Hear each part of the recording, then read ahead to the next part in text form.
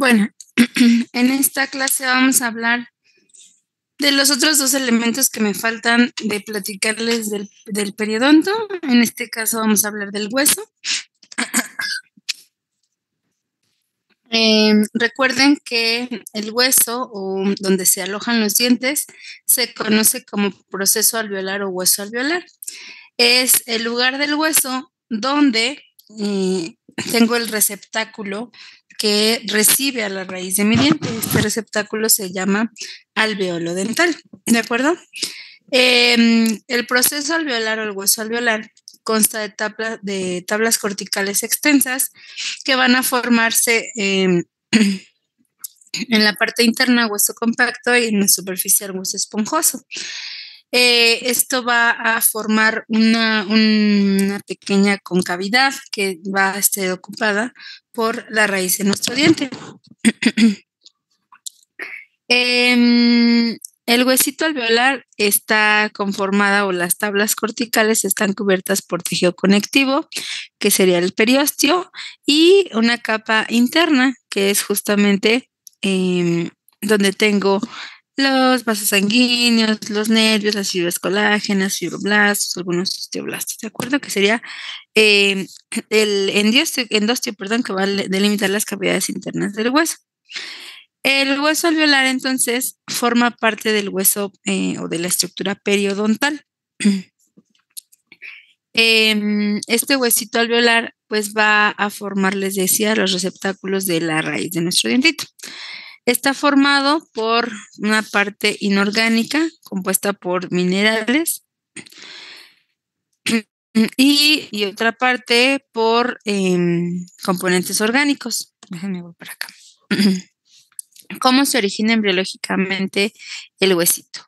Bueno, después de que se condensó el mesénquima alrededor del germen del diente, al final del segundo mes de vida intrauterina, cuando ya están completamente formados los gérmenes, estos dientitos, estos gérmenes van a estimular la formación del huesito, van a traer las trabéculas óseas. Con la formación de la raíz, los tabiques óseos se van a ir adhiriendo gradualmente a la superficie radicular que se está formando, específicamente porque se está formando también del saco dentario, pues mi ligamento periodontal, y el hueso se va a ir depositando alrededor de los gérmenes dentarios hasta desarrollarse completamente. ¿De dónde viene entonces el huesito alveolar? Pues también viene del mesénquima, de la estructura ectomesenquimatosa, específicamente del hueso alveolar, ¿no? De las trabéculas óseas. Recuerden que tengo entonces un hueso basal, que es justamente el que da cuerpo a mi maxilar y mi mandíbula, y el proceso alveolar, que va a ser justamente lo que va a componer o delimitar la superficie que va alrededor de mi dientito.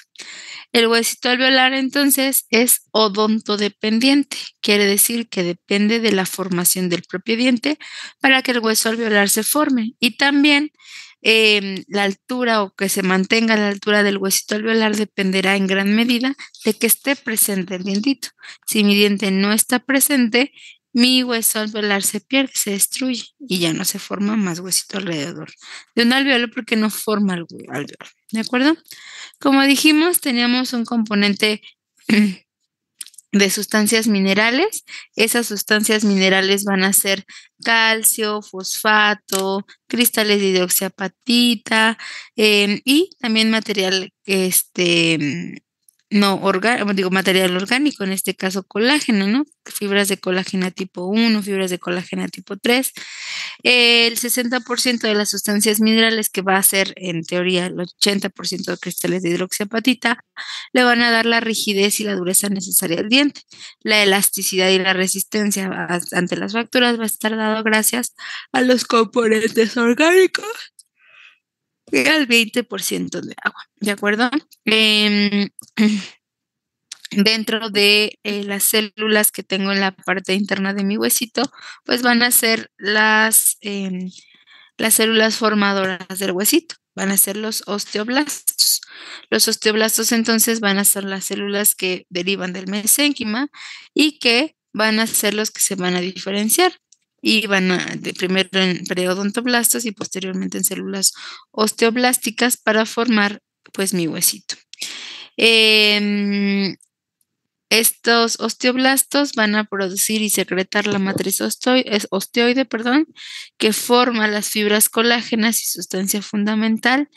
También esta sustancia fundamental tiene proteoglucanos, glucoproteínas, fosfatos de alcalina, minerales y estos osteoblastos también tendrán una capacidad receptora de paratormona, hormonas sexuales, glucocorticoides, prostaglandinas, oxitocinas y algunas interleucinas, que estos factores van a influir en el desarrollo y en la formación y la maduración de este propio huesito. Durante el proceso de formación y de maduración, algunos osteoblastos van a quedar atrapados en unas lagunitas y se van a denominar ahora osteocitos. Los osteocitos tienen un tamaño menor que los osteoblastos y los osteocitos van a emitir prolongaciones citoplasmáticas dentro de canalículos que van a irse alargando y comunicándose entre sí. Esto es similar a lo que explicamos la clase anterior con los cementoblastos y los cementoplastos y los cementocitos. Literalmente cumplen el mismo, la misma función, ¿no? También tienen la capacidad de formar o retener células en su interior. Otras de las células que tengo aquí formadoras, bueno, no formadoras, sino más bien que me ayudan a reabsorber el hueso es justamente los osteoclastos. Los osteoclastos entonces llevan a cabo la resorción del hueso y estos están localizados en el endostio y en el ligamento periodontal. Estos osteoclastos van a ser células grandotas con muchos núcleos y van a ser justamente las células que se van a encargar de degradar los compuestos orgánicos e inorgánicos del hueso. Los osteoclastos tienen una capacidad de moverse entre la superficie ósea y al moverse, pues van a irse uniendo a superficies óseas para iniciar la activación y comenzar el proceso de excavación o de degeneración del tejido óseo, generando o produciendo la reabsorción. Esta reabsorción produce también la liberación de ciertas sustancias como formadoras de un medio ácido, que normalmente lo que va a pasar es que las sales minerales del tejido óseo se disuelven por esos ácidos que sintetizan o que se liberan de esa reabsorción ósea. Y entonces estas sustancias van a comenzar a eliminar las estructuras. Normalmente también estas estructuras, por ejemplo, las estructuras minerales, van a ser eliminadas por actividad enzimática y por fagocitosis osteoclástica. Entonces, esto va a ir pasando conforme el hueso vaya teniendo la necesidad de ser remodelado. ¿Cuándo es esto? ¿Cuándo pasa esto? Pues cuando hablamos, por ejemplo, igual les decía la vez anterior, de la ortodoncia, pero también puede pasar con con el bruxismo, ¿de acuerdo? O puede pasar porque en algún punto quitaron algún dientito de alguna zona y los dientes van a tender a moverse, tienen una fuerza eruptiva que se detiene con el choque del diente antagonista o el diente contiguo. Pero si eso no sucede, el dientito va a seguir teniendo esa fuerza eruptiva, no se detiene y tiene la capacidad de formar y reabsorber hueso para colocarse en la mejor posición, en la posición que pues ahí se quede, ¿no? En el espacio. Entonces, el hueso alveolar tiene dos partes de hueso, ¿no? El hueso compacto, que es la lámina dura, y el hueso trabeculado, que es hueso esponjoso, o pues trabecular o cribosa. Y esta superficie es la parte interna de mi huesito alveolar. El hueso entonces se va a dividir esas estructuras en un huesito superficial o un hueso profundo. El hueso profundo siempre va a ser el hueso medular. Va a ser el que se va a formar gracias a los osteoblastos y se va a encontrar formando tabiques y trabéculas y espículas entre los espacios medulares.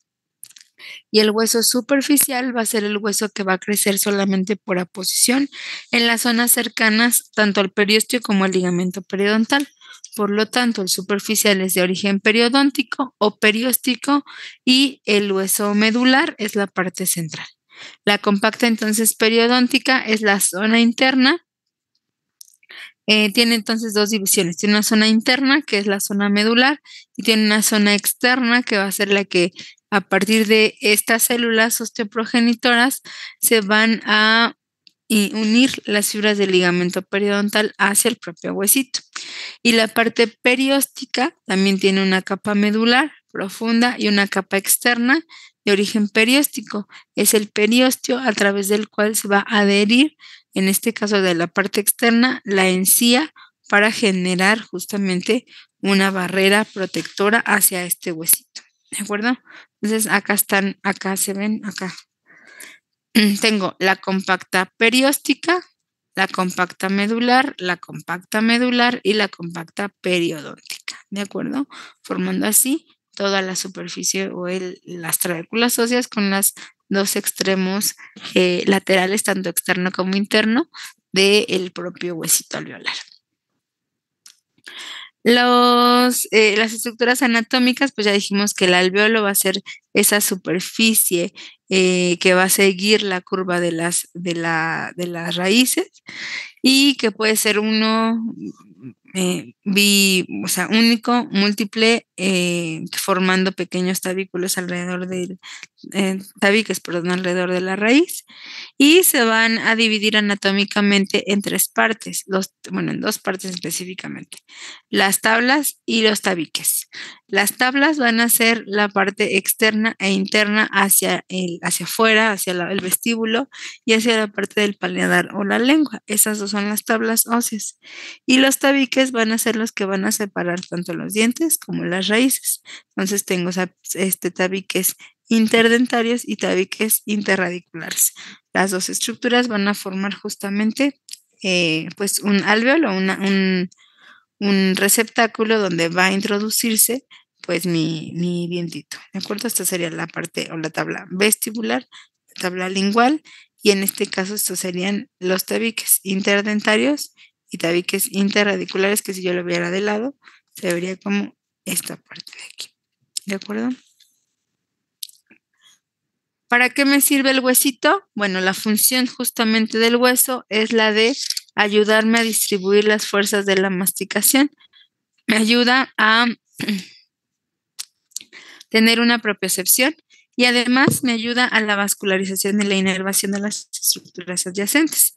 La irrigación sanguínea viene de los procesos tanto maxilar como mandibular y específicamente vendrá de las arterias intratabicales que van a formarse y se van a abrir en forma de ramificación entre los espacios alveolares, penetrando hacia las raíces de los dientitos y también llegando hacia la parte terminal hasta el espacio del ligamento periodontal y la encía, irrigando las arterias intratabicales y perforantes, el hueso alveolar, el ligamento periodontal y la encía.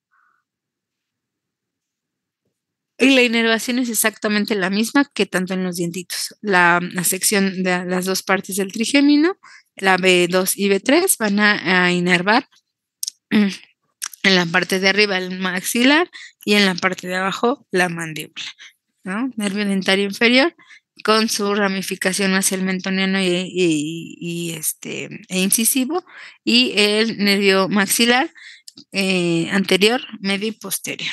¿De acuerdo? Para eso me sirve el huesito alveolar. ¿Dudas? No, doctora, ninguna. No, doctora. Gracias. Déjenme mover.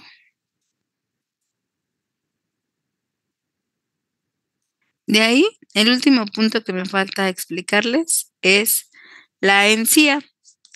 La encía es parte de la mucosa masticatoria. Recuerden que tenemos tres tipos de mucosa: mucosa especializada, mucosa masticatoria y mucosa de revestimiento.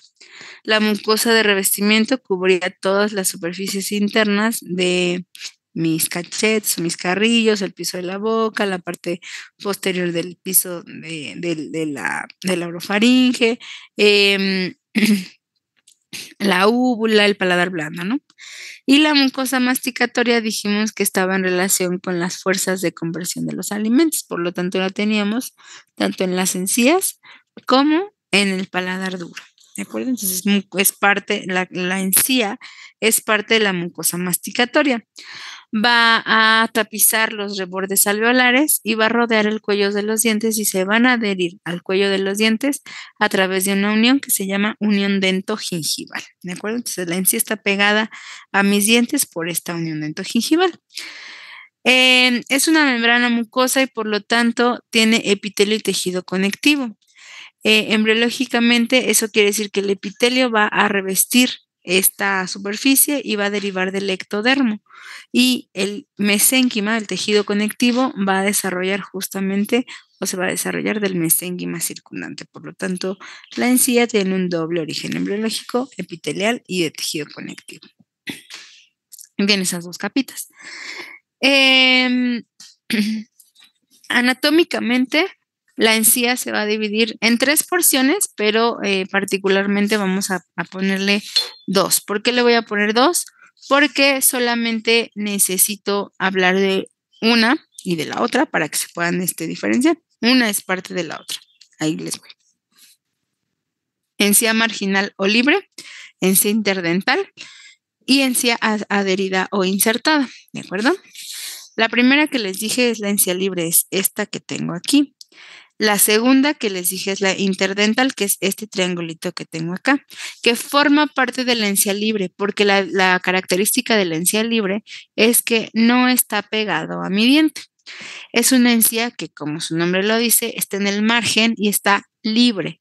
Quiere decir que no se encuentra adherida al diente. Está solita ahí, generando un espacio. Hacia la parte interna de ese espacio se conoce como surco gingival, ¿de acuerdo? Pero entonces la encía marginal va a rodear las partes vestibular y lingual de los dientes y se va a limitar por una estructura que se llama margen gingival. Ahorita les digo cuál es esa. Y en la parte interna por el surco gingival, ¿de acuerdo? Aquí están las características de la encía marginal. Es encía, es mucosa específicamente, que no está adherida al huesito, no está adherida al dientito específicamente, sino más bien está pues ahí sobrando, saliendo, ¿de acuerdo?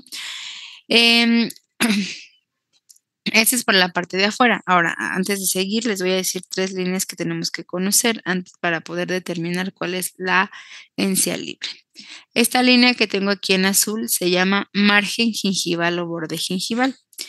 Esta línea que tengo aquí en azul es donde termina el surco y comienza el periósteo y hacia donde se adhiere la superficie de la encía. ¿De acuerdo? Y esta línea morada de acá es donde termina la encía y comienza la mucosa alveolar, específicamente la mucosa de revestimiento de los labios acá, en este caso, arriba.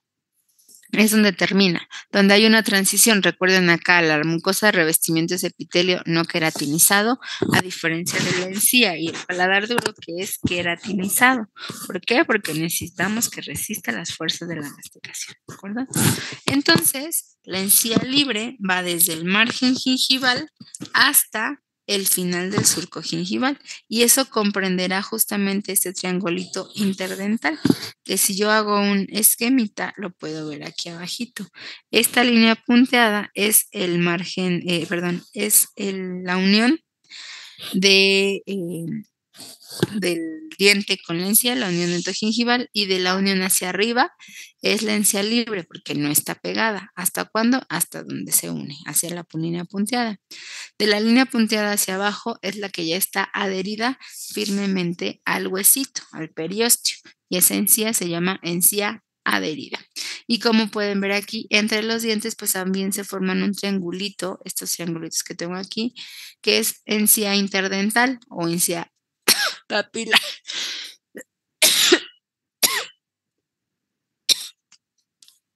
y es la zona donde separaré cada uno de los dientitos, pero tampoco está pegada al diente. Por eso, a pesar de que se divide en 3, pues nada más es 2 encía libre, que encía interdental entra dentro de la encía libre, y la encía adherida, la que ya está adherida al periósteo, ¿de acuerdo? El periósteo, el huesito alveolar. Recuerden, de la parte interna del hueso alveolar, de la parte periodóntica, se adhieren las fibras del ligamento periodontal. En la parte perióstica se adhiere la encía adherida, ¿de acuerdo? Y tendremos pues ahí ya la zona. Este espacio que tengo aquí entre el diente y la encía se van a unir aquí por esta esquinita. Esa es la unión dentogingival. Pero el espacio que queda entre el margen gingival y la encía, esta es la encía adherida, miren. Esta es la encía interdental, que es ese triangulito que se extiende entre los dientitos como manera de aleta, y la unión dentogingival. Pero antes de decir la unión dentogingival, tienen un espacio entre el diente y la encía. Ese espacio se llama surco gingival. Y el surco gingival es un espacio que se forma alrededor del dientito y que está revestido en la parte interna por epitelio.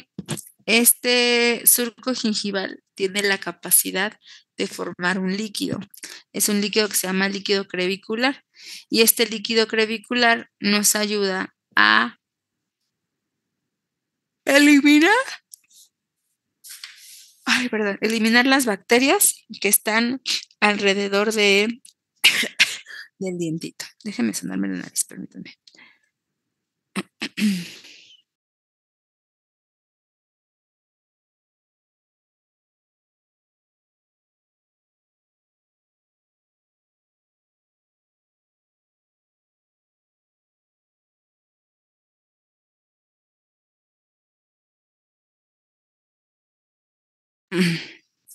Listo, este es el surco gingival. Luego, entonces, adentro del surco gingival tengo epitelio, como pueden ver aquí, ¿de acuerdo? Es este que tengo aquí. Ese epitelio se conoce como epitelio del surco. Y la unión o la parte que se pega la encía al dientito se llama epitelio de unión. Esos dos epitelios, a diferencia de la parte externa, de acuerdo, que sería la encía o el epitelio se llama libre o externo, este es queratinizado. La parte interna es no queratinizado. Y este epitelio oral interno, lo que va a hacer, o específicamente el epitelio del surco y el epitelio de unión, es formar una hilera. El epitelio de unión es formar una hilera de 20 a 30 células alrededor del diente, generando una adherencia hacia la superficie del diente que va a ir espesando conforme va avanzando la erupción dental y que se van acumulando hileras como en forma de anillo alrededor del dientito, generando pues esa unión, esa adherencia hacia la superficie del diente. ¿A dónde se adhiere? Entre el espacio de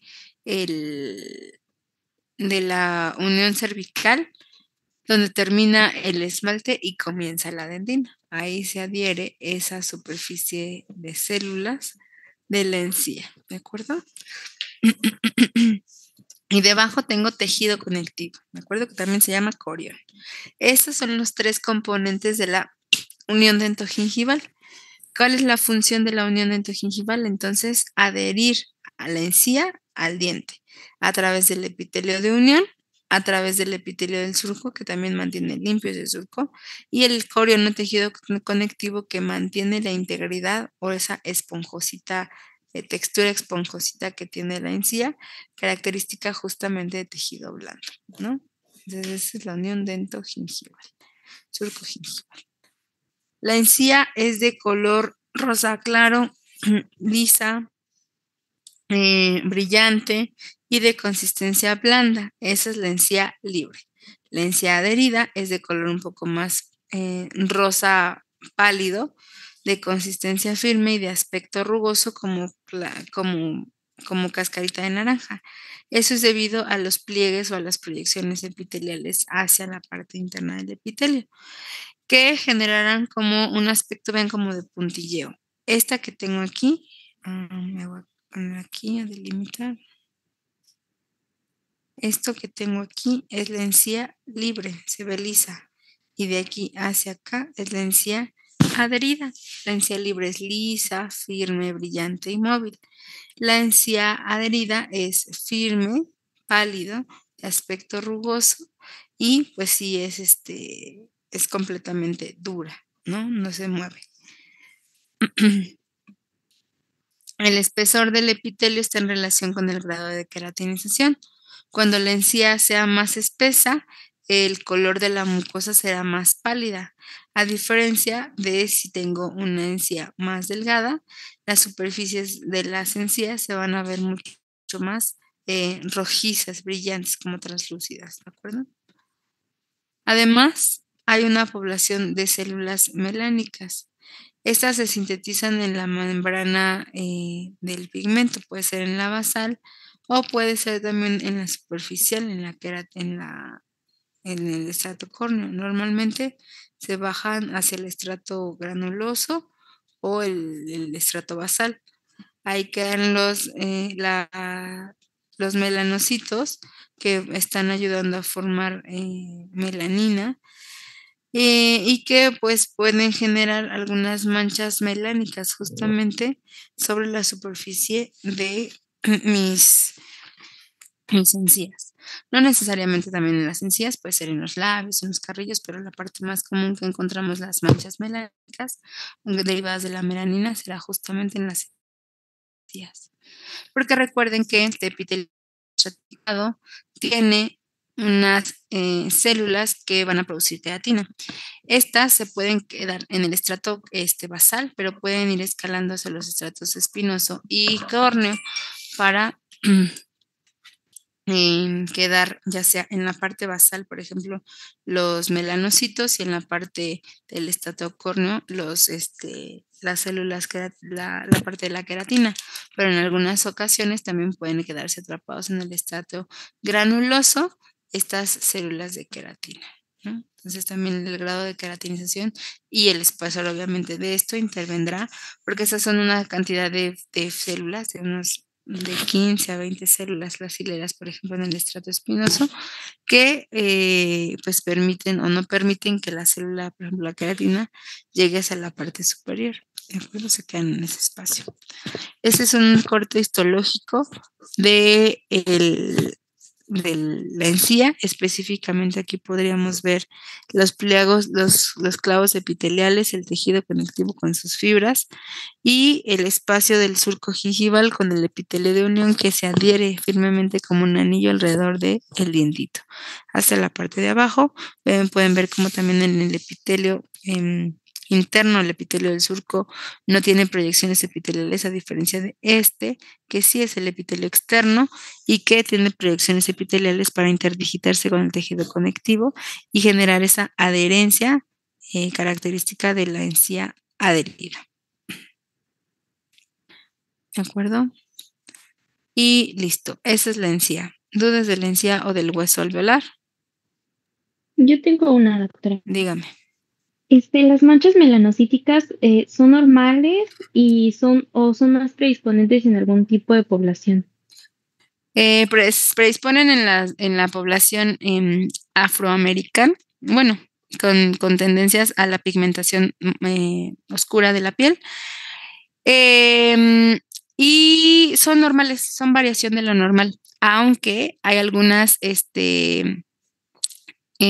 partes de las mucosas, ya los veremos más adelante, donde sí tendrían alguna una potencialidad de malignidad, dependiendo de la zona en la que esté.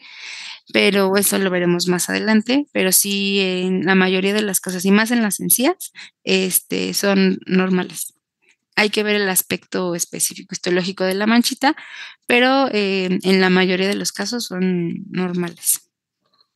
Aquí Gracias, tienen que doctora. ver, perdón, aquí tiene que ver lo que ustedes les explican en dermatología, ¿no? El ABCD, ¿no?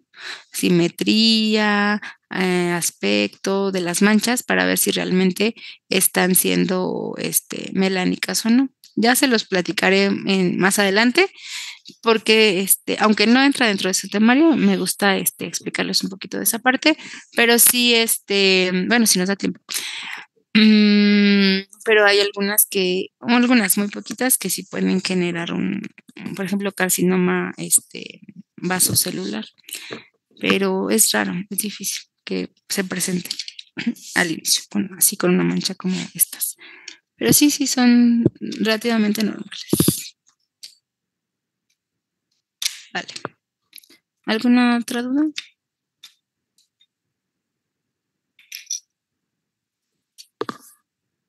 ¿No? Muy bien, gracias. Luego, bueno, ya vimos todos los tejidos que van alrededor de mi boquita, ¿no? Bueno, específicamente en mis dientes, el ligamento, lo que va alrededor de los dientes. Ya vimos también las glándulas, ya vimos también las mucosas, ya vimos el paladar, ya vimos muchas estructuras de mi cavidad, ¿no? Ahora nos vamos a centrar un poquito en las enfermedades. Las primeras 3 que vamos a revisar van a ser las más comunes, ¿de acuerdo? Son tan comunes que, por ejemplo, la caries se dice que tiene un impacto a nivel poblacional igual o similar al de un resfriado común. Eso quiere decir que al menos todos en algún punto de nuestra vida hemos cursado por un proceso de caries. La caries es la enfermedad y la consecuencia de la caries es una lesión cariosa. No todas las caries van a propiciar o no nos van a llevar a generar una lesión cariosa. La lesión cariosa es esa cavidad que se forma por el proceso de desmineralización que tienen las caries, ¿de acuerdo? Caries es un término latino y significa podredumbre. Eso quiere decir que yo tengo que referirme a esta enfermedad, caries, como lo que es.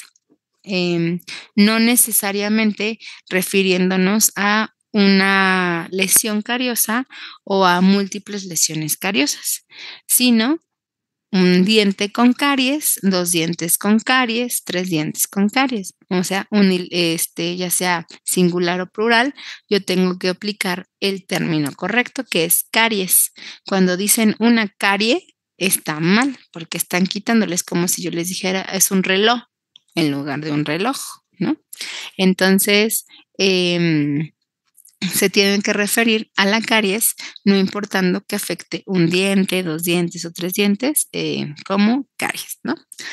Y otra cosa, les decía, uno es la enfermedad y otra cosa es la lesión cariosa, que en algunas literaturas podríamos encontrar como la lesión cariosa, hacer la misma referencia hacia la caries, ¿de acuerdo? Entonces, en algunas partes podremos decir que la caries hace referencia a la lesión cariosa, aunque no necesariamente, y en términos o en terminología, lo mejor sería decirnos o referirnos a la enfermedad como caries y a la lesión cariosa como la destrucción que genera esta enfermedad, ¿de acuerdo? Ahora, la caries es una enfermedad infecciosa, transmisible, producida por una bacteria específica o por bacterias específicas, porque no necesariamente va a ser una en particular, aunque sí hay una que tiene la mayor cantidad de riesgo de presentarla si es que está presente en mi cavidad. Pero la parte importante de la caries es que debe de haber una conjunción de factores para que favorezcan el proceso de la caries. Ahora, ¿qué es el proceso de la caries? La caries es la destrucción progresiva del material mineralizado y proteico del diente. Eso quiere decir, o como términos muy generales, vamos a decir que es el reblandecimiento del tejido duro. También se podría referir como la caries, como el proceso de desmineralización de los dientes. Eso quiere decir que los dientes pierden minerales, se reblandecen y al reblandecerse se vuelven más frágiles a tener pequeños, primero perforaciones o poros y posteriormente cavidades o lesiones cariosas, que son estos hoyitos, ¿no? Entonces mi diente se le hace un socavón, se le hace un hoyo, porque pues mi estructura dura, que era el esmalte, pues está siendo penetrada, ¿no? Está siendo perforada por esta, y pues está siendo fracturada por estos ácidos, porque ¿quién propicia el reblandecimiento del tejido duro? Los ácidos. Como habíamos hablado ahorita en un inicio en el huesito de los osteoclastos, espérenme.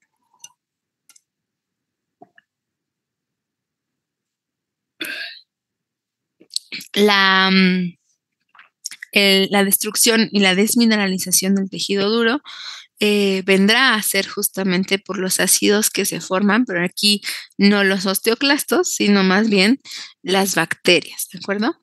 Entonces, tiene que haber, les decía, una conjunción de distintos factores. Normalmente Case nos dice que hay 4 factores involucrados en el proceso de la formación de caries, ¿no? En el proceso multifactorial. Uno de ellos es el huésped. Nosotros como individuos seamos más susceptibles a presentar caries. ¿Por qué? Puede ser uno de estos. Uno, el más común, es que los dientes, ya sea que estén en una mala posición y eso propicie la acumulación de placa. Otro, que la saliva no sea la adecuada, o sea, no tenga la cantidad suficiente, no tenga las proteínas necesarias y eso propicie también la formación de caries. Y otro, que también depende del propio huésped, es la higiene bucal. Qué tan buena o mala sea mi higiene dependerá pues específicamente de mí como huésped. Entonces, si no tengo una correcta higiene bucal, seguramente puedo propiciar la retención de placa, ¿de acuerdo? La placa es parte de la microflora y el sustrato, o sea, está en combinación, ¿de acuerdo? Ahorita les voy a ir diciendo que. Y otro de los puntos importantes en el huésped es que esté en relación con alguna en el estado de salud general. Hay ciertas condiciones propias del individuo, por ejemplo, la diabetes, por ejemplo, la serostomía causada a lo mejor por alguna condición particular o por algún medicamento que propicie la formación de caries, ¿de acuerdo? Por eso el huésped tiene que ser susceptible.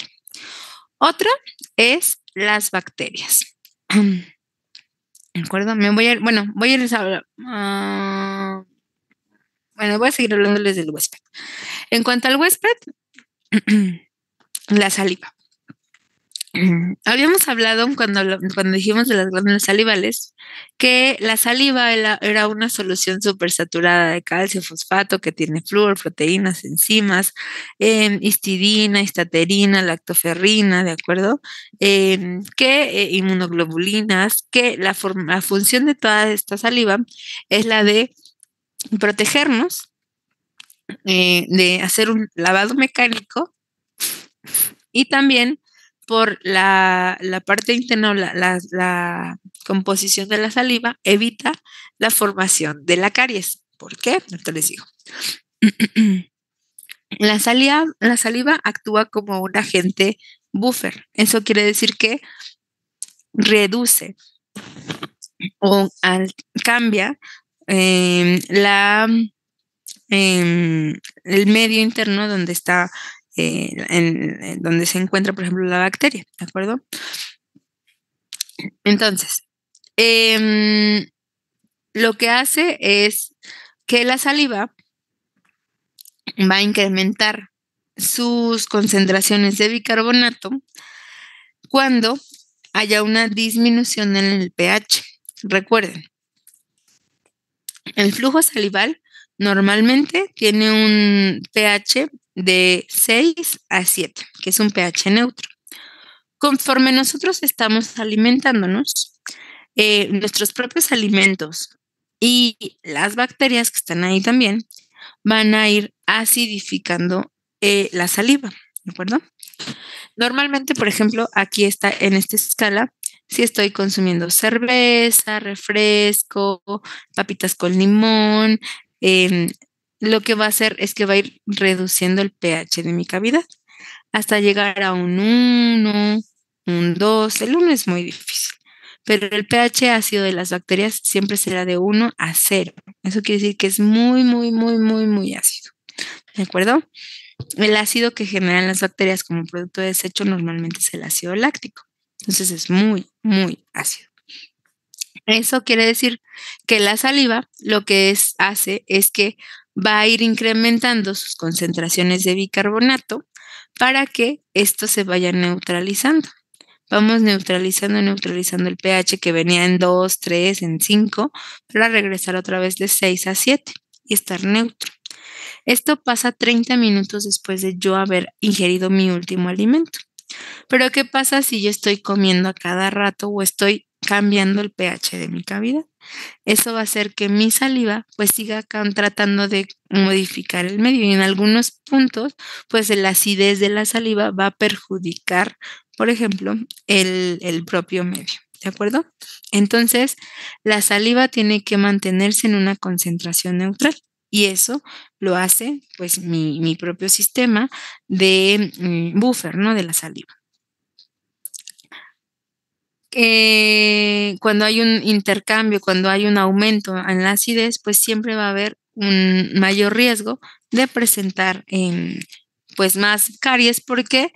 Porque ahí entra el factor de virulencia de la bacteria. Ahorita se los platico.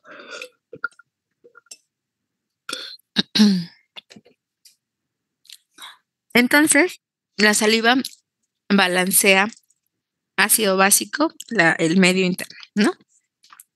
Pero las bacterias son acidogénicas. Eso quiere decir que de la dieta van a metabolizar a los carbohidratos y van a obtener alimento y además van a generar un desecho final, un producto final. Este producto final es el ácido láctico.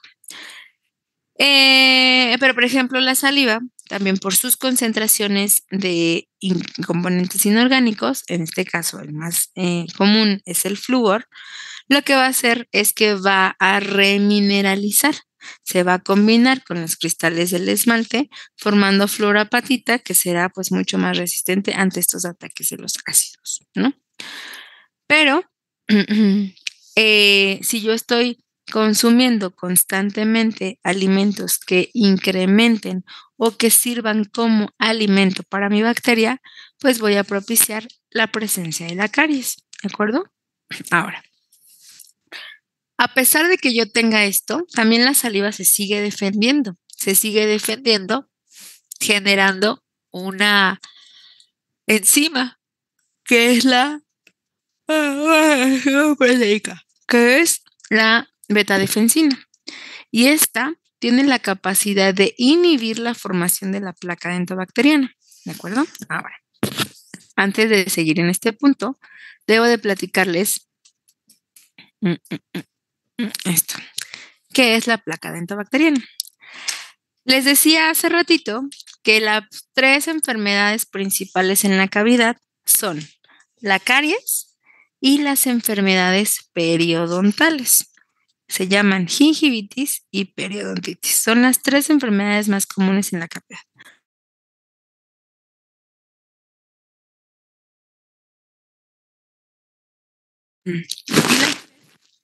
Tienen un agente común, agente causal común. No necesariamente pero normalmente el más común de todos y donde se presenta más es asociado a la placa dentobacteriana. La placa dentobacteriana va a ser un depósito blando, no mineralizado, bacteriano, que se forma sobre las superficies duras de la cavidad. Normalmente los dientes, pero puede ser también los brackets, las prótesis, las dentaduras, ¿de acuerdo? En todas las superficies duras de los dientes. Esa placa inicia con una biopelícula. Esa biopelícula se presenta cuando la saliva está presente.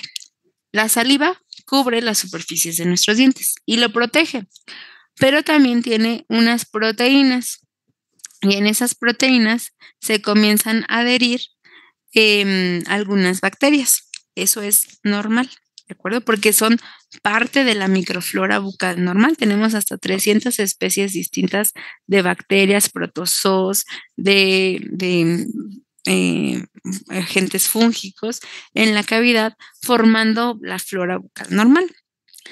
Esa biopelícula va a ir atrapando gradualmente eh, en restos del epitelio de que se está escamando, restos de los alimentos, bacterias, y van a ir formando una especie justamente de masita.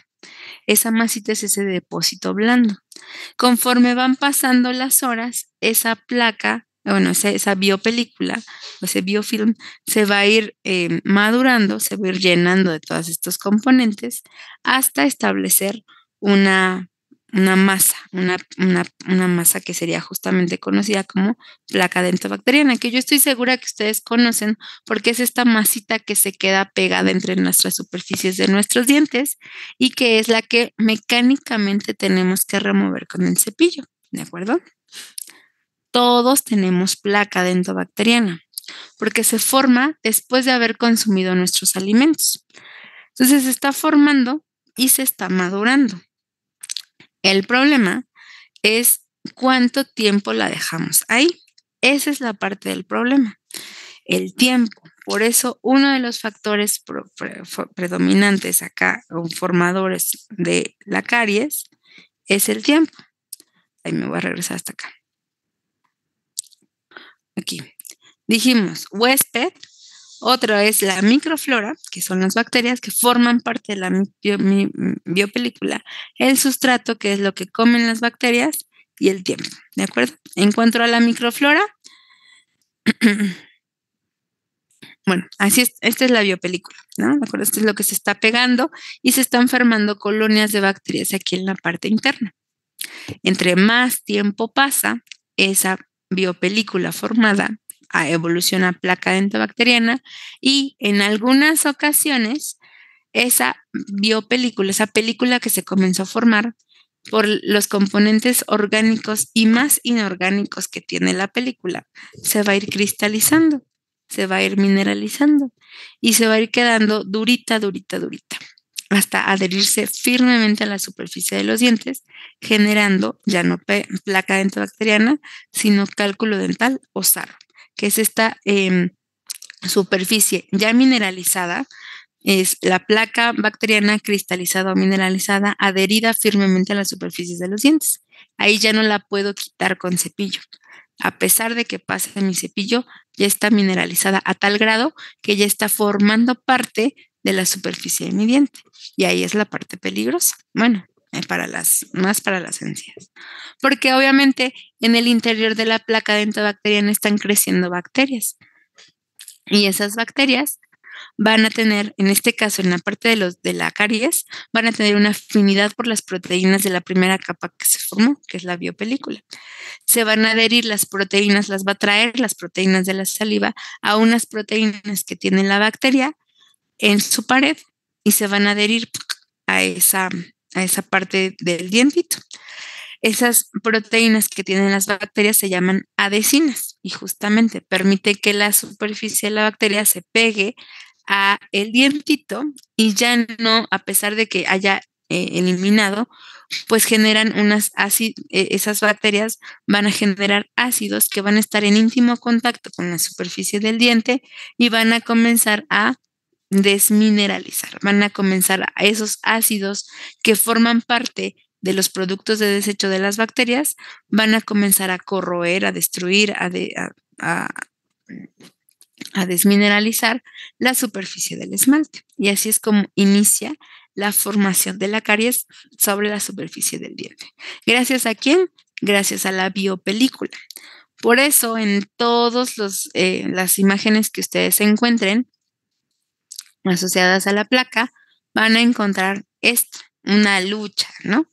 Una lucha entre la saliva, la pasta, el cepillo, contra las azúcares y las bacterias. ¿Por qué? Porque dentro de esta parte de la biopelícula entra las bacterias que forman parte de mi biopelícula. Dentro de el gran número de bacterias, 300 distintos tipos de bacterias que tengo en mi cavidad, las más virulentas y las que se asocian justamente con la caries son estas 4. Bueno, Streptococcus mutans es el más virulento. Luego sigue Streptococcus mitis.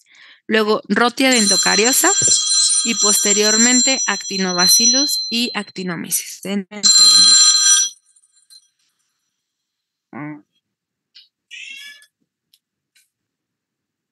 Bueno.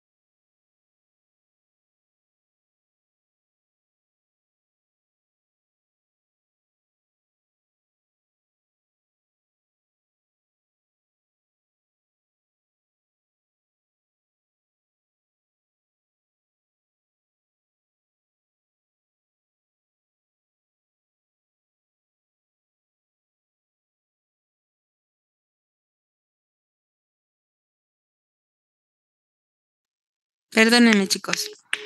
Entonces, ¿qué iba? Ya, la microflora.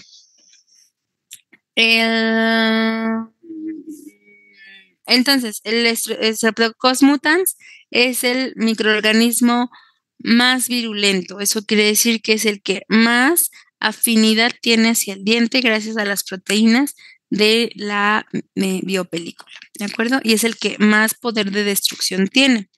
Esto lo explico acá.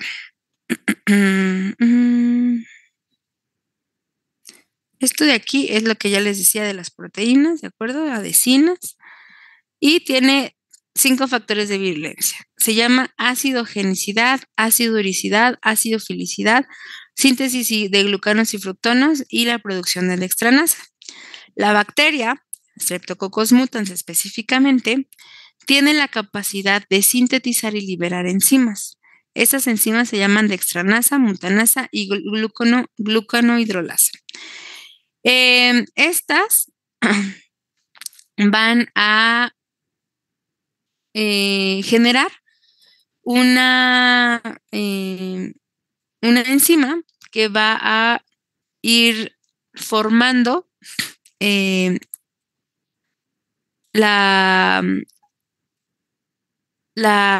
como el reservorio energético de la bacteria. Entonces va a generar glucano, va a generar fructuano, va a generar algunas enzimas, como puede ser la glucosiltransferasa, que va a ir removiendo productos finales de los glucanos y va a ir generando a través de esto, de las células, las bacterias específicamente, pues su reservorio energético. Esto junto con la síntesis de glucanos y fructuanos, que estas son las enzimas, que es la glucosil y fructosiltransferasa, que van a ser las que le van a ayudar a la bacteria a generar las adhesinas. Esas adhesinas van a ser las proteínas que van a permitir a la bacteria adherirse al diente. Entonces, la síntesis de glucanos y fructonos nos ayuda a formar las adhesinas, pero también nos ayuda a formar la dextranasa. La dextranasa sirve como agente energético, pero la glucosil y fructosiltransferasa nos ayudan a formar las adhesinas que van a permitir a la bacteria adherirse a la superficie del diente, ¿de acuerdo? La acidofilicidad, acidogenicidad y aciduricidad tienen que ver con la acidez. Esto quiere decir que el Streptococcus, cuando consume las azúcares, ya sea sacarosa, generando dextranasa, fructanos y glucanos, va también a tener la capacidad de alimentarse de estos azúcares y originar como producto de desecho el ácido láctico. Este ácido láctico va a estar en íntimo contacto con la superficie dentaria. Ese ácido láctico gradualmente va a ir erosionando o va a ir, aquí se dice desmineralizando, pero lo que podríamos tomar como una palabra específico es destruyendo, va a ir rompiendo esa superficie. Yo podría decir que va a ir disolviendo los minerales que tiene el esmalte, ¿de acuerdo?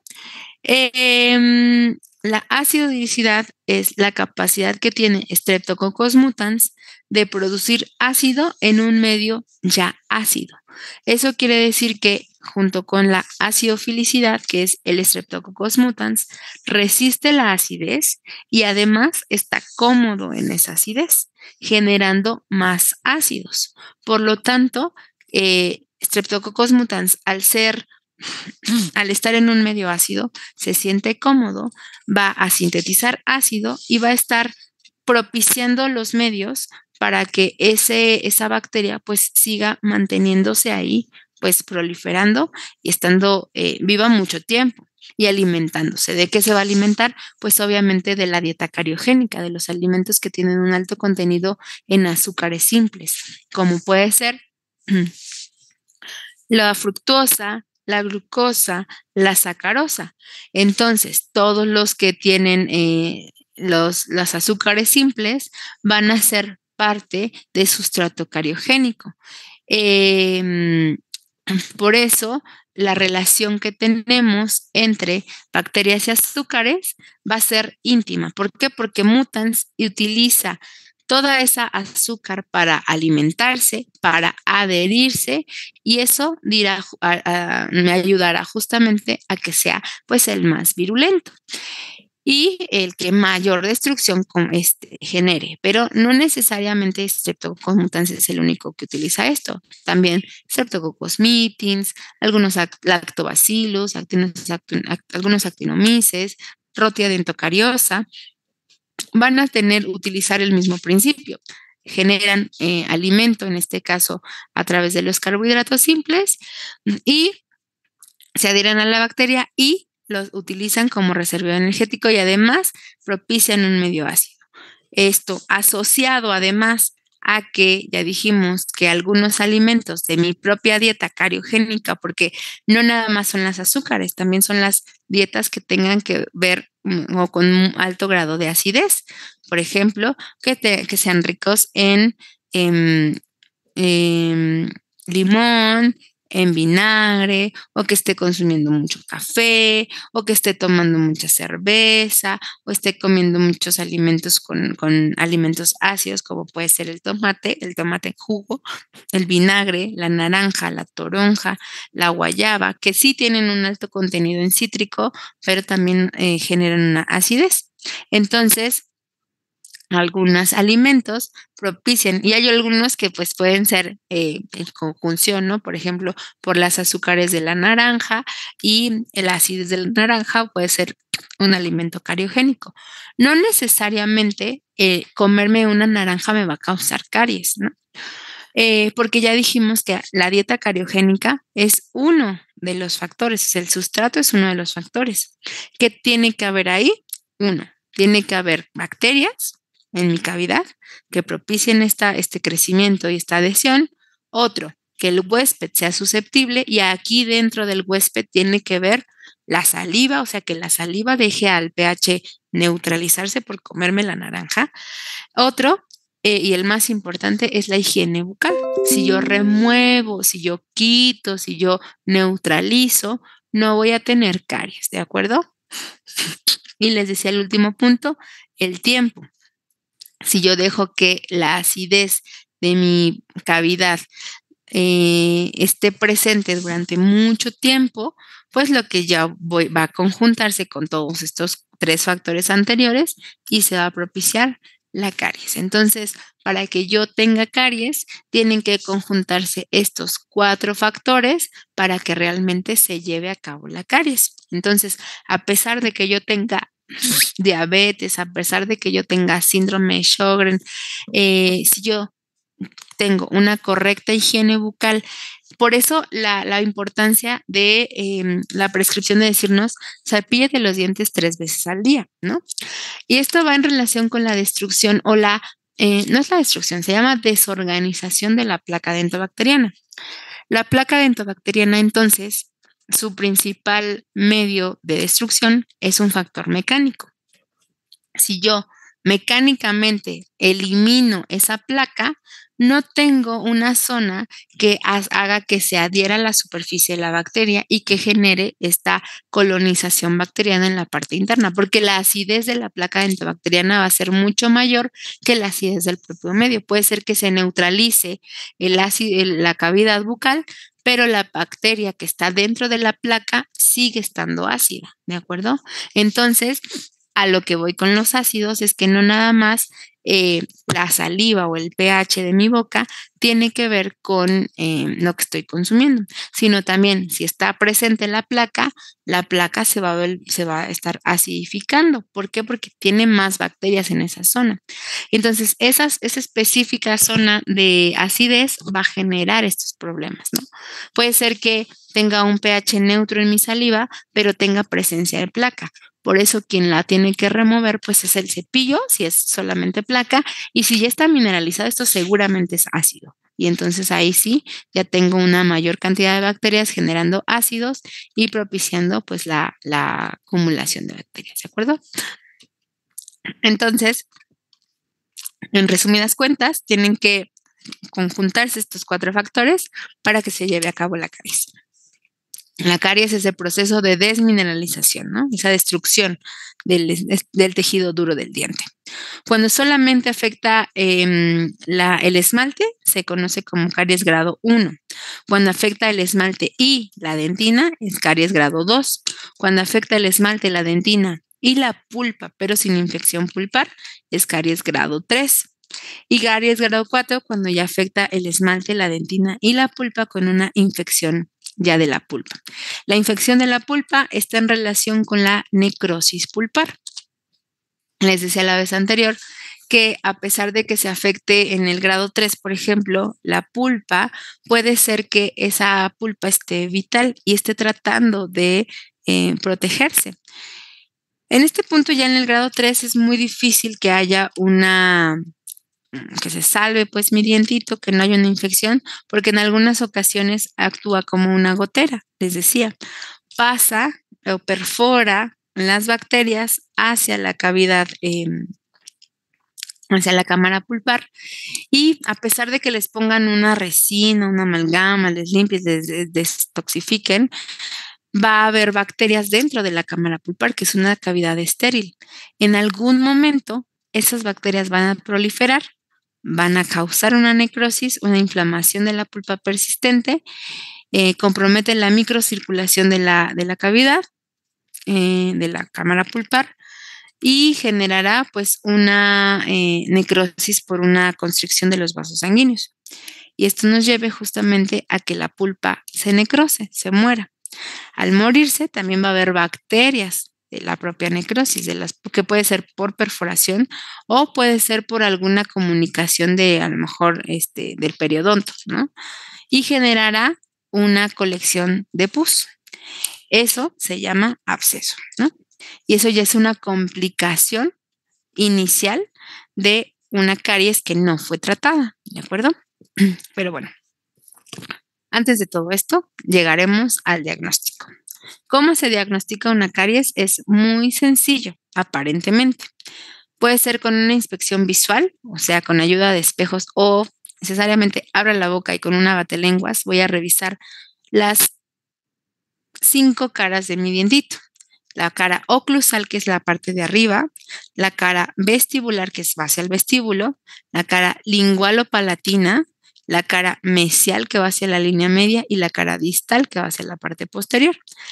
Y con la ayuda de un explorador, que es una inspección manual, voy a pasar mi explorador en todas las superficies de los dientitos, tanto las superficies lisas como las superficies rugosas.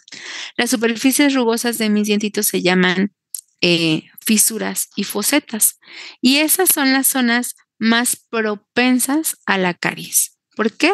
Porque son zonas donde tengo una estructura más delgada de esmalte y tengo un surco mucho más profundizado que propicia que se atore, que se quede ahí atorada la placa dentobacteriana con bacterias o el propio alimento y que genere ahí inicie el proceso carioso, que es como está acá en esta imagencita. Aquí. Estos son los surcos, ¿no? Y ahí voy a tener estas manchas marrón.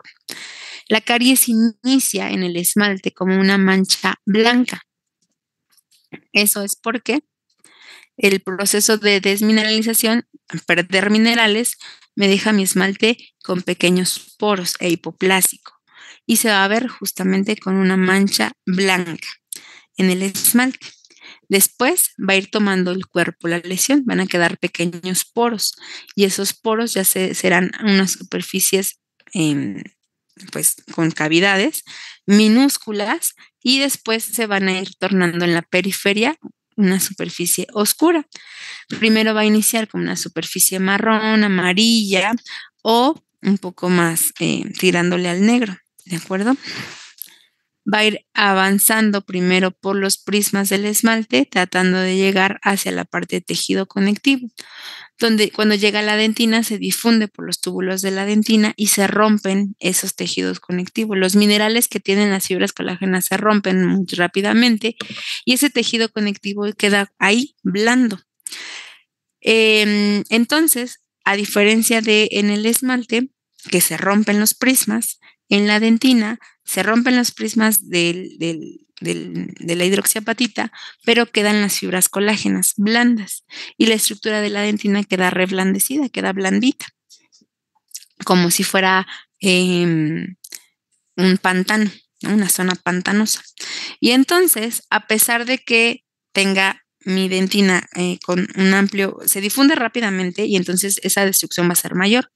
La dentina, cuando pasa el esmalte en la primera etapa, en el caries grado 1, se tarda mucho porque va rompiendo los prismas y entonces va pasando y va rompiendo, pero va tardando mucho tiempo. Pero cuando llega a la dentina es muy rápido. Se propaga por los túbulos de la dentina y esa dentina que le daba soporte al esmalte se pierde, queda como blando, como pantanoso, y entonces al momento de que yo mastique, como el esmalte, a pesar de que queda íntegro, pareciera que está completito, se rompe porque no tiene soporte de las fibras colágenas y la estructura dura de la dentina. Y se rompe y es entonces cuando queda una cavidad, un hoyo mucho mayor, como este hoyo que tengo acá. Acá. Inició así, inició como un puntito gris. Pero al difundirse, aquí esto podría ser solamente, por ejemplo, en este punto, solamente en el esmalte. Pero se difunde por la dentina, se abre y entonces aquí ya llegó hasta la dentina, estoy seguro. Llegó hasta la dentina y se difunde por toda la dentina, entonces se extiende la lesión y se hace una cavidad muy amplia. Las superficies más afectadas, pues es la parte oclusal, pero cuando afectamos las superficies lisas de mi diente, vean cómo acá está cercano a la parte cervical del dientito y se ven pequeños poros y pequeñas cavidades, espacios.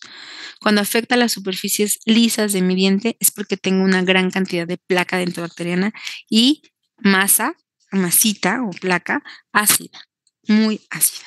Esto pasa mucho en los brackets. Alrededor del bracket se va a ver, ¿por qué? Porque si no limpiamos alrededor del bracket correctamente se van a ver manchas. O a veces, no sé si ustedes han visto, pero hay personitas que les quitan los brackets y queda como el contornito el cuadradito alrededor del dientito blanco. Esas son manchas blancas, esas son caries, no son desmineralización y eso está causado porque alrededor del bracket la persona que usó el bracket no tuvo higiene correcta y no limpió correctamente alrededor del bracket y quedó esa manchita. esa manchita es caries, es una desmineralización que afortunadamente no evolucionó y se pueden detener, sí, se puede detener, pero la destrucción que quedó por la caries ya quedó así. ¿De acuerdo?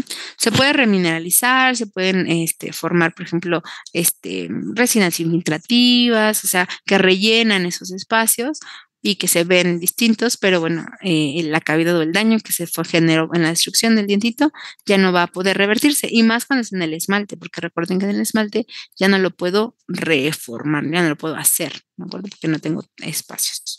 A diferencia de la dentina, que sí puedo hacer que se activen los odontoblastos y formen más dentina de reparación. ¿El diente se va a ver mucho más amarillo después de una caries? Sí, porque fue un agente externo, ¿de acuerdo? Algo que lo generó. Y por ejemplo, miren aquí, esta es la dentina ya destruida, bueno, invadida por caries. Este es el espacio de la cámara pulpar, donde estaba la pulpa. ¿Qué hizo la pulpa? Se hizo chiquita y formó, miren aquí, más tejido duro. Este es dentina de reparación. Es cuando ya la caries estaba generando, la pulpa lo que hizo fue formar más dentina hasta ensanchar el espacio de la dentina para que no llegara. Y puede ser que esta dentina de reparación detenga la caries. Entonces, este proceso lo está haciendo el propio dientito. No intervino ni el dentista, ni el propio huésped. Vean cómo aquí ya se formó una cavidad, un hoyito, penetró, llegó a la lesión oscura, la lesión ácida, y aquí todo esto son bacterias que generaron una destrucción y fueron entrando más y más y más. Streptococcus mutans es mucho más virulento cuando tenemos una cavidad anaerobia, cuando no tenemos aire. Por eso la placa dentobacteriana se va encapsulando y va en la parte interna está haciendo hay menos aire, no entra el aire, y entonces se va mineralizando y eso permite que también haya menos aire. Entonces, entre menos aire haya, más virulento también y más bacterias anaerobias van a presentarse. El tratamiento de la caries siempre será pues retirar el material del dañado, en este caso el tejido dañado, con un instrumento rotatorio, que es la famosa pieza de alta, que suena así. Se corta el tejido con fresas de carburo de tungsteno, de diamante, que van a limpiar la superficie interna, van a cortarla literalmente y después se detoxifica, se limpia la superficie dental. Y ya es que se eliminaron las bacterias, entonces ahora sí se pueden realizar empastes, como pueden ser resinas, amalgamas, incrustaciones, coronas, pero si ya tengo ese sí es grado 1 o grado 2.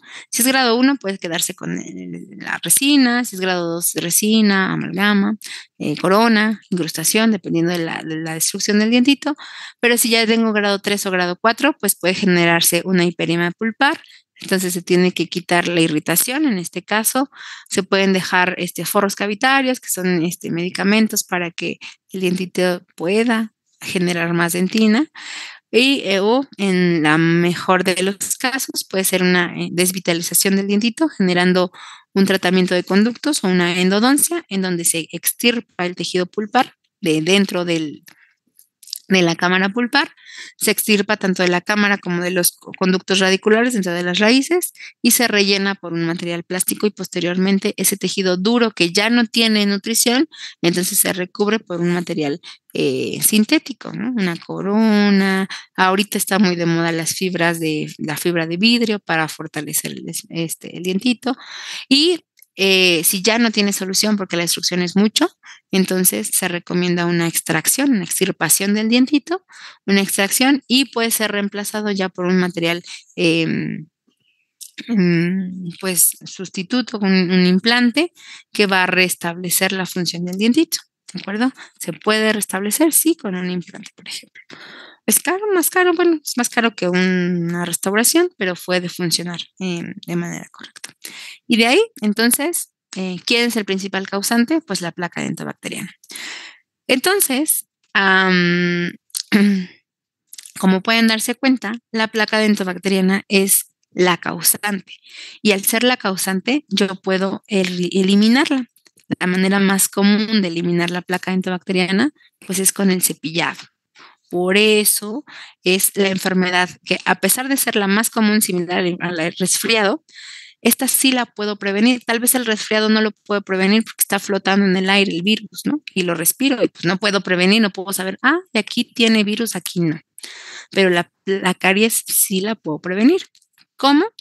Evitando que se acumule la placa, evitando que se quede mucho tiempo ahí y obviamente reduciendo el sustrato de las bacterias para que no propicie el consumo el desarrollo de caries. Entonces, suena muy sencillo, pero la mayoría hemos cursado, ya sea en dentición temporal o en dentición permanente, por una lesión cariosa. Entonces, yo podría decir que el 90% de las personas hemos cursado por caries. ¿Por qué? Porque no tenemos una higiene bucal adecuada. ¿Y por qué no tenemos una higiene bucal adecuada? No es por nuestra culpa, es porque no tenemos una educación bucal adecuada. Y entonces aquí entran ustedes, ¿no? Como yo siempre digo que entran más los médicos que los dentistas, a pesar de que quien tiene un poco más de responsabilidad es el dentista. Sí, pero no, porque ustedes son el primer contacto que tiene una persona con la salud bucal. Siempre es más fácil, y yo les digo porque yo lo veo en mi consulta, pero también en mi vida cotidiana. Em, las personas, los bebecitos, van al médico desde que nacieron, o sea, desde que salen de la panza, los revisó el médico. Desde que llevan 2, 3 semanas de vida, los revisa el médico.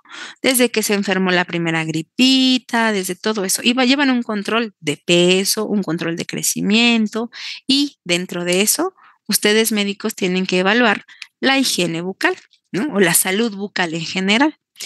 Entonces, ustedes van a ser quienes le van a educar al pequeñito, al bebecito, o a la mamá, en este caso, cómo va a alimentarse, cómo va a asearse, que las pestañas, que los oídos, que la nariz y la boca, ¿de acuerdo? Y en este punto, ustedes son responsables de la salud bucal. ¿Por qué? Porque ustedes le van a explicar a su pacientito o a su mamá cómo es que van a limpiar esos dientitos.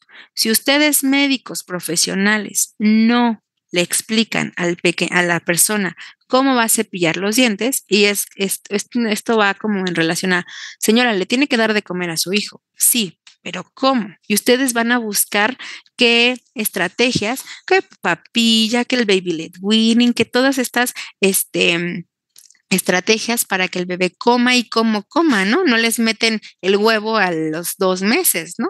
Les van dando una guía, ¿no? Les van enseñando cómo. Y más a las pequeñitas, ¿no? Esto es, ustedes les enseñan a hacer eso, ¿no?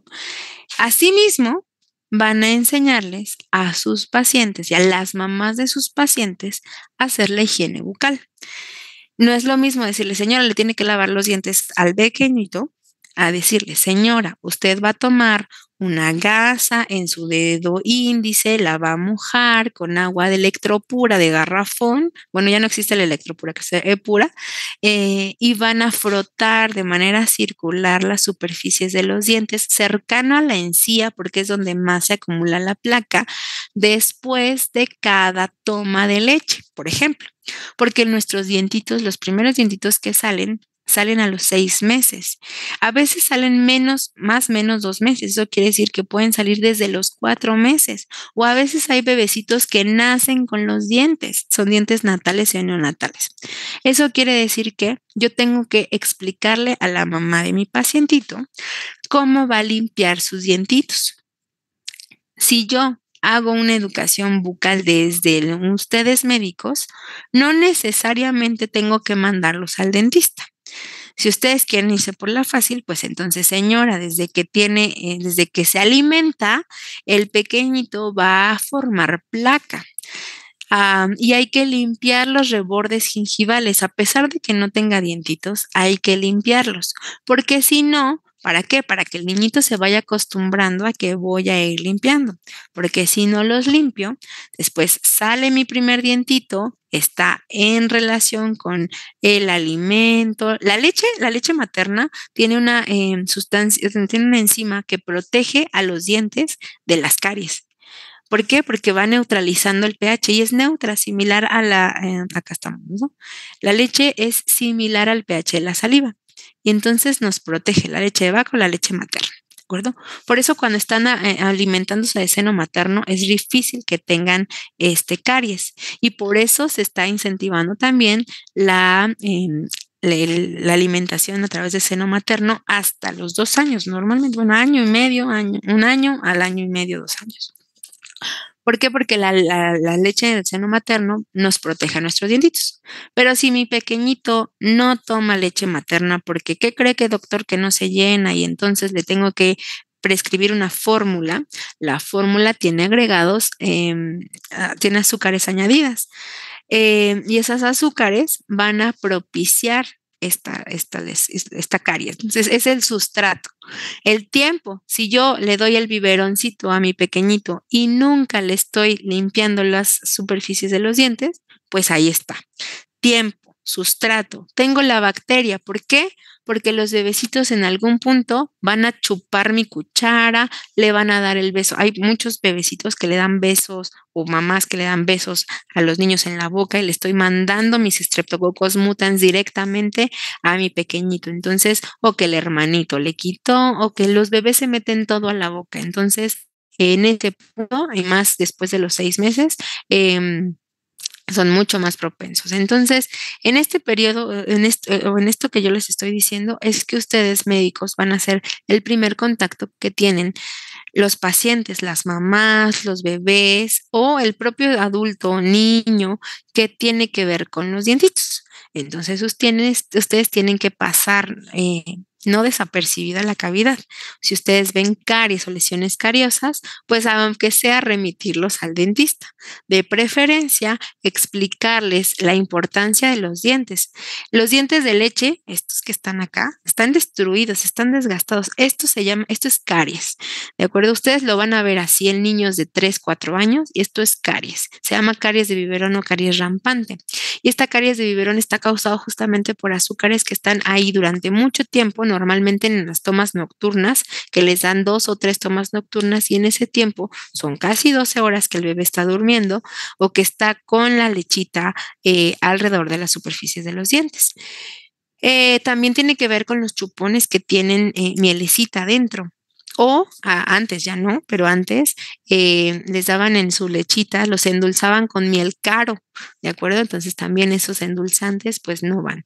A mí me pasaba mucho yo soy de los 80s, finales de los 80s, principios de los 90s, y yo veía cómo a mi primita le daban su biberón con Coca-Cola, ¿no? Estaba bien común, es como antes el doctor te atendía con el cigarrote, ahora igual les daban Coca-Cola a los bebecitos en biberón. Entonces, ya no, pero a veces les ponen jugos o tés endulzados. Entonces, todo ese dulcecito sí se lo pueden dar, de preferencia no, pero si va acompañado de una higiene bucal adecuada, porque si no tenemos estos puntos. Y esto no es descalcificación, no es, ay, doctor, es que le dieron un chorro de medicamentos antibióticos al bebé y se le descalcificaron los dientes y se rompieron. Sí, sí es descalcificación, pero la descalcificación es esa desmineralización causada por una bacteria, ¿de acuerdo? Caries, ácidos, placa endobacteriana. Si fuera un proceso o una reacción de los dientes ante algún medicamento, pueden ser esta. Esto no es caries. Esto de acá es una hiperpigmentación causada por tetraciclinas persistentes en el proceso de la odontogénesis, en este caso en el 5.º mes de vida intrauterina.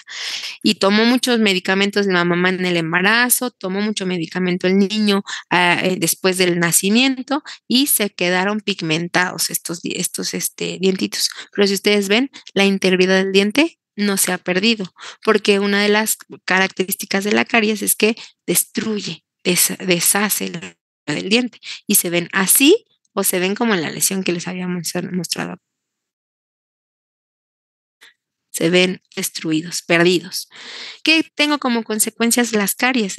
decisión temporal, por ejemplo, hay un colapso en el crecimiento. Eso quiere decir que ni el maxilar ni la mandíbula crecen de manera adecuada. Hay una pérdida de dimensión vertical. Eso quiere decir que los dientes no están teniendo su función de masticar y eso hace que la articulación temporomandibular perezca. Se sienta colapsada y pues se vea limitada. Entonces hay a lo mejor alteraciones en la articulación, dolor de cabeza, colapso en el maxilar o la mandíbula, el crecimiento deficiente, ¿de acuerdo? Una mala erupción de los dientes permanentes, problemas gastrointestinales causados a que no puedo comer, no puedo masticar, me duele, ¿de acuerdo? Entonces, no nada más es estético, no nada más porque se ven negros los dientes y, ay, no importa, se le van a caer sus dientes de leche, sino es importante tenerles un adecuado control y al menos diagnosticarlos y remitirlos, ¿no? Inician así, con manchas blancas, no se ven, ¿de acuerdo? Entonces, cercanas a las zonas donde mayor retención de placa tengo. Normalmente ustedes lo van a ver, tienen la mancha, debajo y encima hay masita que puede ser amarillita, blanca, dura, que no se desprende ni con el explorador, ni con la uñita se desprende y que ya debajo de esa masita ya hay una mancha blanca o una cavidad como es. Eso es, ¿de acuerdo? Superficie porosa, eso es caries. Mancha gris, blanca o café es caries. Y se ve así como esta masita alrededor. ¿Dónde es donde más se acumula? En la parte cervical, en los cuellitos de los dientes cercanos a la encía, es donde más se acumula la placa y es donde más voy a tener estas lesiones. ¿Qué tengo que hacer entonces? Usted a sus pacientes. Y así vamos a ir. México es uno de los países que no tiene cultura de la higiene bucal. Nadie nos enseñó a cepillarnos los dientes. O yo les pregunto a ustedes, ¿alguien a ustedes les enseñó a cepillarse los dientes? Espero que sus papás los hayan llevado, aunque sea al dentista, y el dentista les haya enseñado. Pero no es parte de lo que normalmente nos enseñan, por ejemplo, y más ahora en el COVID, a los niñitos en las escuelas les enseñaban a lavarse las manitas. En el kinder normalmente deberían de enseñarles a cepillar los dientitos. Los dientes, la mamá los tiene que cepillar hasta los 6 años porque es la motricidad, igual que el lápiz para escribir, tenemos la misma motricidad al momento de cepillarnos nuestros dientitos. Necesitamos tener una técnica distinta en niños pequeñitos menores de 6 años, niños mayores de 6 años, personas que tienen espacios entre los dientes, tienen técnicas distintas y nadie nos enseña a cepillar nuestros dientitos. Entonces, yo les voy a explicar cómo hacerlo y les voy a explicar cómo ustedes lo tienen que hacer en su casa o con sus pacientitos, dependiendo de las características que tienen los pacientitos, porque a veces ustedes están ahorita aquí en la ciudad y todo el mundo conoce el cepillo y todo el mundo conoce, pero ustedes mismos puede ser que les toque ir a hacer su servicio social al rancho eh, más alejado del mundo y entonces ni siquiera hay cepillo, ¿no? O ni siquiera hay un video que me pueda permitir ver la televisión o vaya, cualquier cosa. Entonces, ustedes van a explicar, van a tener, ni siquiera hay dentistas, ¿no? Entonces, tienen que explicarles ustedes a sus pacientitos cómo hacerlo, ¿de acuerdo? Ustedes también serán los responsables. Y yo tengo pacientes que van al dentista hasta que se les cae el diente de leche. Eso quiere decir que a los 6, 7 años. Antes no fueron al dentista. ¿Por qué? Porque no lo vieron necesario sus papás, ¿no?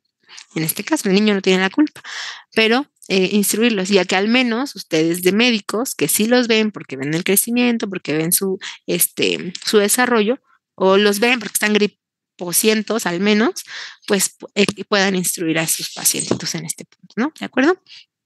Hay condiciones que propician también la caries, como puede ser la gemilogénesis imperfecta o no, pero esto es mucho más como pues de carácter genético y tiene otras condiciones que también las vamos a revisar, ¿de acuerdo? Pero bueno, ya después de todo este choro, ustedes, ¿qué encontraron en su tarea? Platíquenme. ¿Alguien quiere participar?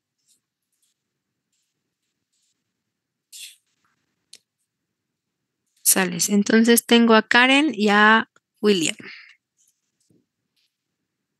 Adelante, Karen, por favor. Platíquenme primero, en esta sesión, solamente vamos a hablar de las enfermedades que me vuelvan más susceptible a la caries y por qué, ¿de acuerdo? Y la siguiente clase vamos a hablar de las complicaciones. Entonces, ¿quién dije que era primero? Carla, ¿no? Yo, Karen, Doc. Ah, Karen, ¿Solo perdona. enfermedades? Sí. Ok. ¿Hasta aquí tienen alguna duda? Se me olvidó preguntarles. Bueno, ahorita al final. No. ¿Ya pueden ver la presentación? Ya. Sí, ya se ve. Ok.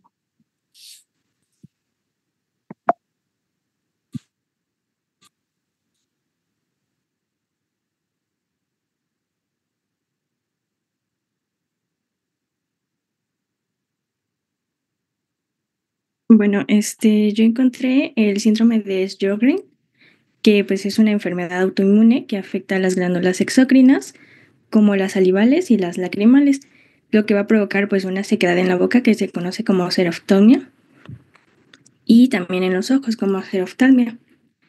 Entonces, ¿cómo va a afectar? Pues por cuando hay una disminución de la saliva pues juega un papel crucial en la protección contra las caries y es fundamental para neutralizar los ácidos producidos por las bacterias y ayudar a remineralizar el esmalte dental. Entonces, también cuando hay una alteración de la composición de la saliva, pues esta se puede volver más espesa y esto hace que haya una alteración del pH oral, que se vuelve más ácido, creando pues un ambiente propicio para la desmineralización del esmalte dental. Entonces, pues también cuando hay una dificultad para mantener la higiene bucal, la sequedad de la boca puede dificultar el cepillado de los dientes y el uso de hilo dental, que pues muy pocas personas lo utilizan.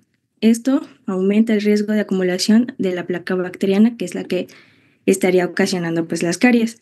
¿Cómo se puede prevenir? Por medio de una hidratación constante, usar geles o enjuagues específicos para aliviar la xeroftomia y un cepillado frecuente. Se pueden utilizar pastas dentales con flúor para ayudar a la remineralización del esmalte y pues así reducir las caries. Y algo muy importante pues es las visitas regulares al dentista. Otra enfermedad que encontré es la diabetes, cuando pues los niveles elevados de glucosa en la saliva, pues esto crea un ambiente favorable para el crecimiento de las bacterias productoras de ácido en la boca, que normalmente pues son los Streptococcus mutans. Cuando hay una boca seca, la diabetes puede afectar la función de las glándulas salivales y la falta de saliva aumenta la vulnerabilidad de los dientes a tener caries, justo porque la saliva pues también funciona como medio de protección. También puede ocasionar caries, o bueno, se puede ocasionar caries por el cambio en el sistema inmunológico, que pues la diabetes puede debilitar el sistema inmunológico, lo que hace que el cuerpo tenga mayor dificultad para poder defenderse contra las infecciones bacterianas. También cuando hay dietas altas en azúcares, o sea, un consumo elevado de azúcares favorece el desarrollo de caries, ya que pues las bacterias de la boca se alimentan de estos azúcares y producen ácidos que atacan el esmalte dental.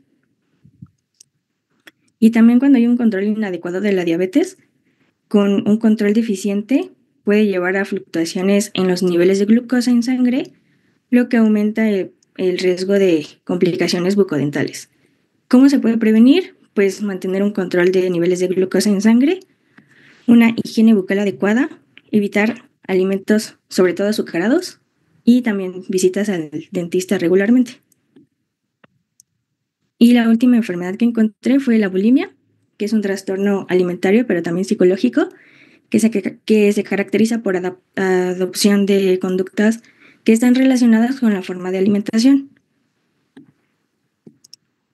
Los individuos que tienen esta patología consumen comida en exceso en periodos de tiempo cortos que se conocen como atracones, que son seguidos de pues, un periodo de arrepentimiento y después eliminan el exceso de alimento que consumieron por medio del vómito. Y el vómito va a tener una gran cantidad de ácidos estomacales que son nocivos para la zona bucal. Entonces, al contactar con los dientes, producen un desgaste en el esmalte o se produce pues una erosión dental. Y al principio, la parte que más va a sufrir del diente es la cara interna de la pieza dental y progresivamente el ácido acaba dañando pues toda la superficie. Y cuando Los dientes están desgastados por la bulimia, van perdiendo volumen y se vuelven más débiles y pequeños. Esto aumenta la probabilidad de sufrir fracturas o alteraciones en el estado normal del diente.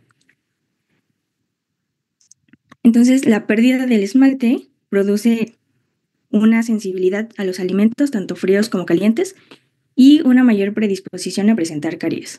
¿Cómo se puede prevenir? Pues por medio de enjuagues con agua después de vomitar, no cepillarse justo después del vómito para evitar un mayor desgaste, y también lo que les decía de usar pastas dentales con flúor para fortalecer el esmalte y prevenir las caries. Y ya eso sería como dentro de la higiene bucal y pues asistir a psicoterapia, que se trata pues de una enfermedad también psicológica.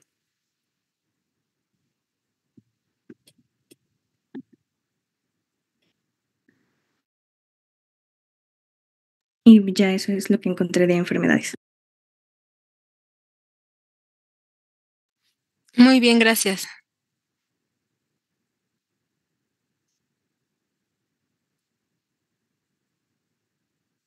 Sí, por favor.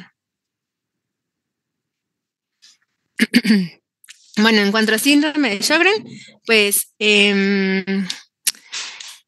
pues ya, la disminución del flujo salival, todas las condiciones que nos lleven entonces a disminuir el flujo salival, o sea, que nos lleven a la serostomía, van a ser mucho más propensos a mi huésped a presentar caries. ¿Por qué? Porque obviamente no tenemos el fluido bucal correcto, no tenemos esa autoclisis, esta autolimpieza, no tenemos las condiciones o los elementos internos de la saliva que nos lleven a reducir la acumulación de placa, y hay un aumento de la flora bucal. En este caso, por ejemplo, crecen algunas bacterias que no están en homeostasis, sino crecen más por la sequedad de la cavidad, y una de las bacterias, de los componentes de los patógenos que va a proliferar más, va a ser, por ejemplo, la Candida albicans, va a aumentar también cuando tenemos serostomía.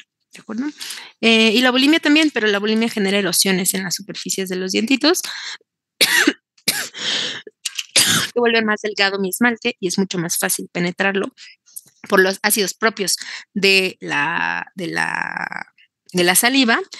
En este caso se combinan otras dos condiciones, que es justamente después de vomitar, normalmente las personas cepillan sus dientes para quitar esa sensación desagradable del vómito y erosionan, ¿no?, la superficie con el cepillado, con la pasta de dientes, que normalmente no saben que, bueno, tienen estas componentes o microcristales o bicarbonato o sílice, que son microabrasivos y que justamente van abrasionando o erosionando. Bueno, erosionando es con la parte química, abrasionando con la parte física, el esmalte, y entonces lo vuelve más delgadito y mucho más propenso a presentar esta afectación, junto con obviamente la parte del vómito, ¿no? El ácido del vómito que viene del estómago. Muy bien, gracias. William, adelante. Ya se ve.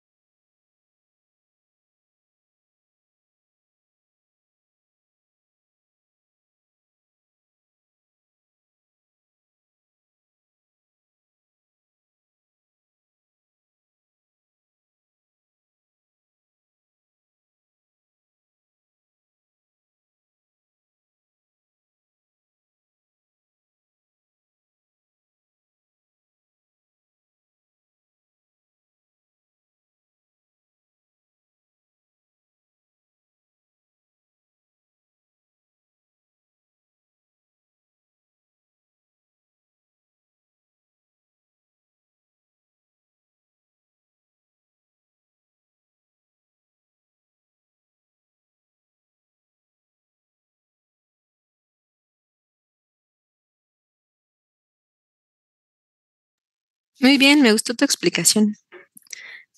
Muchas gracias. Gracias, William. Daniela.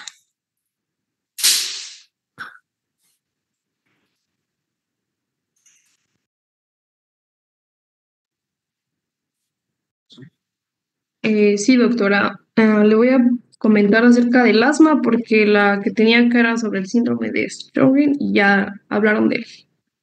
Y bueno, el asma se me hizo interesante que esta enfermedad pues fuera una complicación y bueno, te diera caries.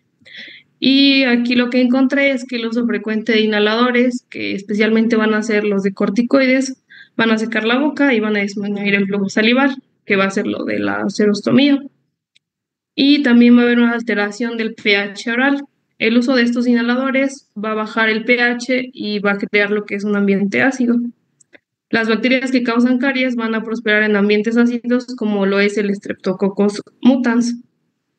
A lo largo, esto puede llevar a que haya una desmineralización del esmalte. Algunos inhaladores, especialmente los corticosteroides, van a dejar residuos en la boca y estos residuos van a poder cambiar lo que es la microbiota oral y van a favorecer infecciones como es la candidiasis oral. También encontré que la respiración bucal puede ser propensa a que dé caries, ya que muchos asmáticos van a tender a tener la boca abierta y esto va a hacer que se reseque la mucosa y esto va a favorecer que haya un desarrollo de caries.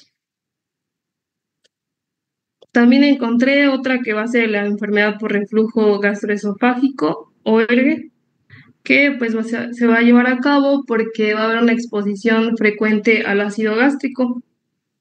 Este ácido va a debilitar y va a desmineralizar el esmalte dental, dejándolo vulnerable a lo que es la caries. Entonces aquí también se va a llevar a cabo lo que va a ser un cambio en el pH y este cambio en el pH ácido pues va a favorecer igual la proliferación de bacterias cariogénicas.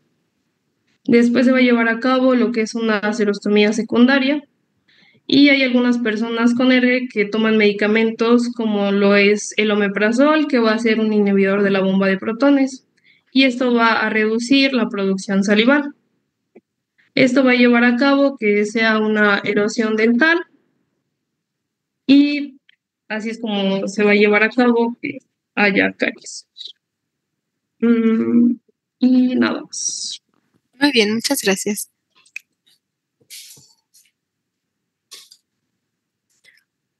Daniela. Sofía. Sí, voy.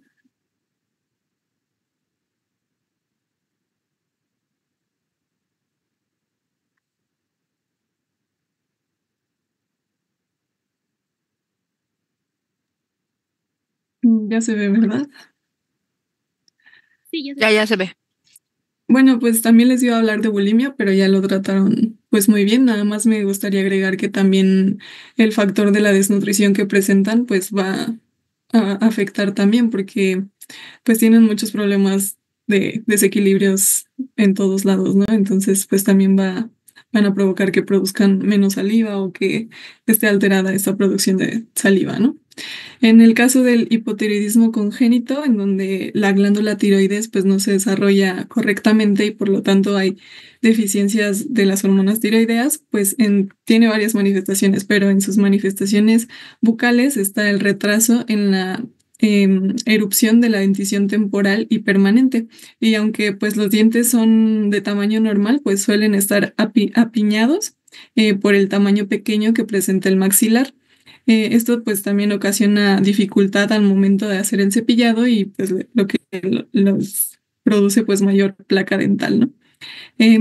También presentan alteraciones estructurales dentales, principalmente en la raíz, en donde los ápices pues permanecen abiertos, además de que hay una apariencia de raíces cortas y las cámaras pulpares están amplias por una formación lenta de la dentina. Y también se puede encontrar pues hipoplasia del esmalte. De igual manera, pues presentan alteraciones metabólicas, incluyendo en la función de las glándulas salivales. y lo que les ocasiona pues una disminución en la producción de saliva, la serostomía, y esto además de que su estructura facial y porque algunos, bueno, si algunos presentan macroglosia, pues tienden a una respiración bucal, justo como lo mencionaba Dani hace un momento, que esto pues agrava el problema de la boca seca. Y por último, pues la disminución en el metabolismo óseo, ¿no? Las hormonas tiroideas pues son esenciales para una buena mineralización del hueso y en general pues para el metabolismo óseo. Y en el caso del mieloma múltiple, este es un tipo de cáncer hematológico de células plasmáticas, que estas células pues son responsables de producir anticuerpos, por lo tanto, al estar alteradas, pues conducen a presentar anemias o incluso pues inmunodeficiencia, ¿no? Estas células plasmáticas anormales o anómalas producen una proteína que se llama proteína M o monoclonal, que pues su principal función es la de defensa, entonces al estar alterado, pues no pueden cumplir con esta función y además de que su acumulación pues causa daño en los tejidos, principalmente en el hueso. Esto hace pues que también se debiliten y promueva tanto a fracturas como a acumulación de la placa dental y además de que los propios tratamientos del mieloma o de general pues de cualquier cáncer, bueno, en este caso el mieloma múltiple que se trata con esteroides que causan serostomía, además de que alteran el pH de la boca, pues también tienen un efecto de reducción de la densidad ósea, esto a largo plazo, y pues también deprimen el sistema inmune. Entonces eso, además de que la quimioterapia o la radioterapia que se da en distintos tipos de cáncer, pues también provoca boca seca y la inmunosupresión.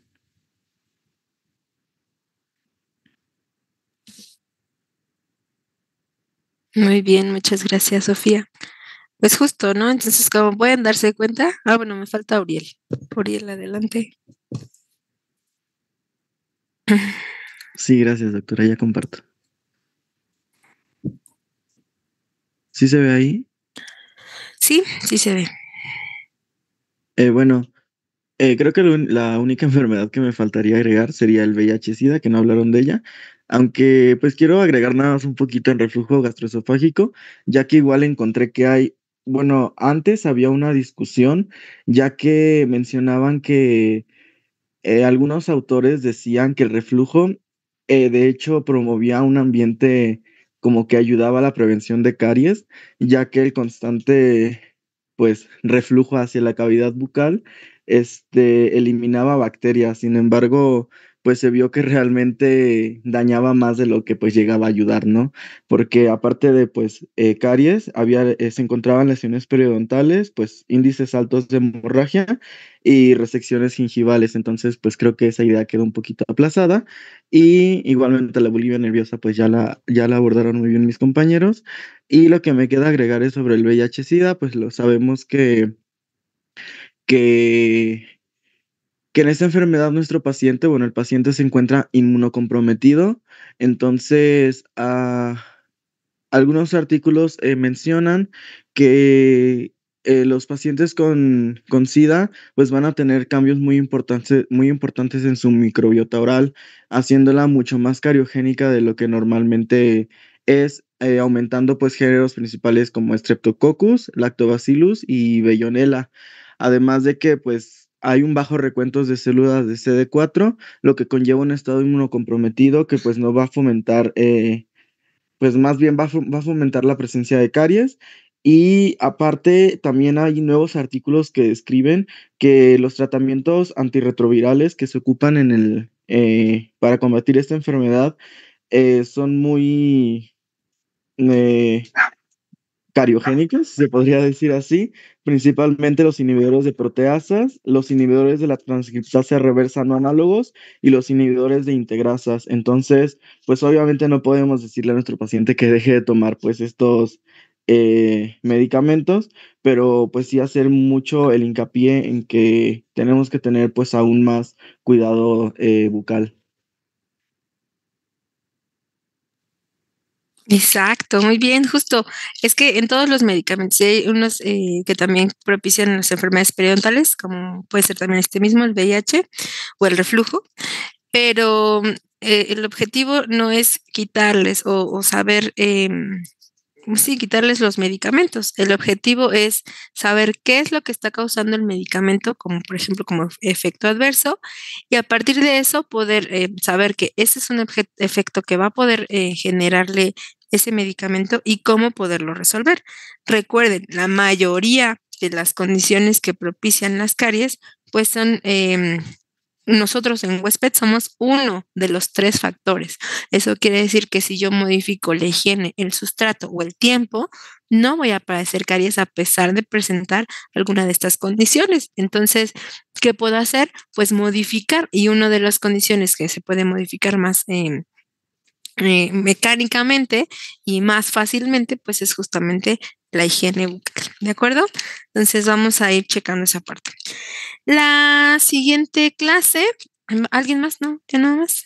Entonces recuerden, todo lo que nos genere serostomía, lo que nos genere un cambio en el pH salival, todo lo que nos genere un cambio, una alteración en la microbiota oral, va a propiciar pues el riesgo de caries, ¿no? Em, Hay muchas condiciones, pero bueno, y no voy a quitarle el inhalador, ¿no? Por ejemplo, en el asma, pero lo que voy a hacer es sí un hincapié. También lo que pasa mucho es que luego no limpian los inhaladores y se queda ahí las bacterias también en esa parte. Em, la siguiente clase vamos a hablar ahora de las enfermedades periodontales y su tarea será que me busquen ahora 2 enfermedades que propicien la enfermedad periodontal. ¿De acuerdo? ¿Y por qué? Obviamente.